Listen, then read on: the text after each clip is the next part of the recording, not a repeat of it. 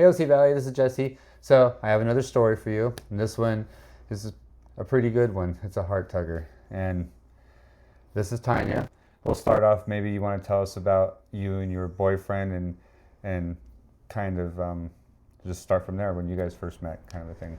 So we got together back in 2020, January of 2020, and just the typical starting the relationship, talking about possibly moving in together at some point, and then we get into a rental.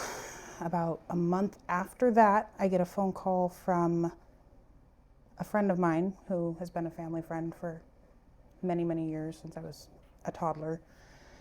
And he tells me that he was in a rollover car accident with two little girls coming over Lolo. He swerved to miss an elk.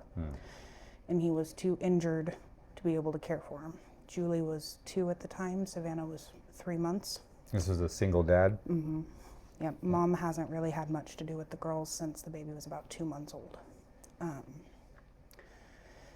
He tried to take care of them in Anaconda, Montana with his mom's help, but it wasn't working very well. So I drove to Anaconda, Montana, and when I got there, they were in a cabin with no running water, no electricity. They were using a bucket outside for a toilet. The youngest, Savannah, who she couldn't even turn her head yet on her own, was sleeping in the car seat with a broken back on it. So we brought him back over here and took care of him for about a month. He tried again for about 2 weeks, 2-3 weeks. And then he said, Tanya, I'm just not well enough to do it. I need you to take him back.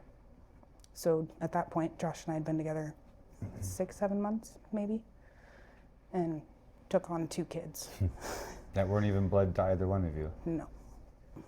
They don't know anything about their birth mom. With her not wanting to come around, I feel like that would probably complicate things more than it needs to right now. When you say right now, what's going on right now? Savannah's sick. She was diagnosed with B-cell acute lymphoblastic leukemia. They did further blood tests. The blood work all came back fine, but they wanted to know why it was swelling. At this point, it looked like she had a baseball in her cheek. And finally got the biopsy results from that, and it came back as leukemia and lymphoma, both. So they finally got the diagnosis that caused everything before. She ended up with 11 bags of blood and 9 bags of platelets the first go round.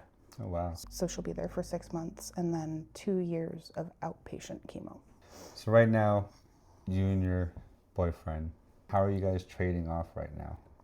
Who's up there with her Josh. currently? I go up tomorrow night after work. So he'll come home, work his 2-day shifts, 2 night shifts, and then after his second night shift, he'll come home, get a couple hours of sleep, and then drive over to Seattle with our car to relieve me. And then I work for 2 to 3 days and do it all again the next week. I go back over after work on the 3rd day, and then he comes back. What are you doing with Julie? When I'm home, she's usually here with me throughout the night, and then I either take her to my mom's. She stays the night at my mom's right at bedtime, so I can be to work 7:30 in the morning. So your mom is also helping out with these children that aren't Her biologically hers, yep. Or grandchildren or anything? Yep, my dad's helped out quite a bit. He comes down and sits with them occasionally. Josh's mom. It's kind of See, there's a whole group of people here that are helping these kids out that their parents can't. Yeah. What can we do for you? What can the community do for you? Honestly, help with transportation funds. Like costs, if you need fuel money, gas, stuff like that. Something like that, something that small would help out tremendously. So we can help you. My mind's spinning right now. Fuel would satisfy the need right now. Everybody's still doing their part. They want to do their part. Everything's going smoothly. You just need to make sure that the cost is covered. For the fuel bill. Well, you guys are an example of the community coming together. It takes a village to raise a kid. And you guys are doing that. Your family, his family. So, LC Valley, I guess this is the call to action. So right now, here in Lewiston, we have a family, and even an extended family, taking care of two girls that aren't even their blood.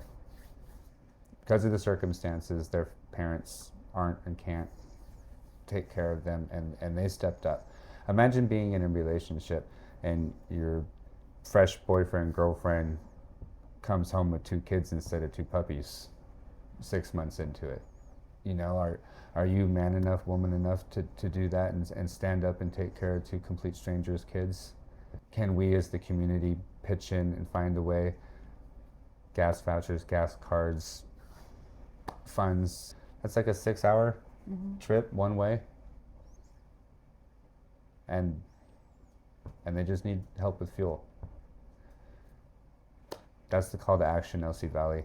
Lewiston, Clarkston, please. I really hope this works. I hope so too. Thank you. I appreciate anything that we can get because it's expensive. Oh yeah, I imagine so. Thank you, LC Valley. Peace.